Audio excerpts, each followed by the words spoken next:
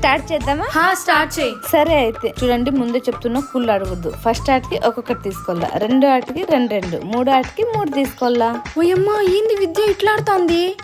అదే కదా నాకు అర్థం కాంది. 4వ ఆట అయిపోయింది, ఇప్పుడు 5వ ఆట. చెప్పండి. ఇదే. అమ్మో జాగ్రత్తగా ఆడాలి, చెప్పిందాకి తగిలియకూడదు. ఏ విద్య చూడు ఏమాడుతుందో. అదే కదా టెన్షన్ అవుతుంది. అమ్మయ్య అన్ని తుప్పేస లోపలికి.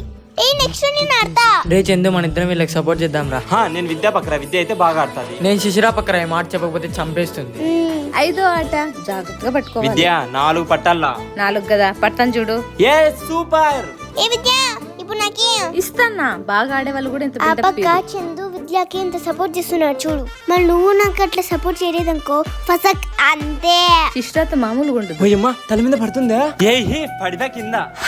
కర్మరా నాయనా, ఏంటి సపోర్ట్ చేయమంటుందో ఏమో ఈ పిల్ల. ఇక్కడదే విద్యలాగే నేను కూడా బాగా ఆడాల. ఏదో తెలియకుండా అన్ని పట్టుకోవాలా. అమ్మయ్యా ఇప్పుడు సెకండ్ రౌండ్.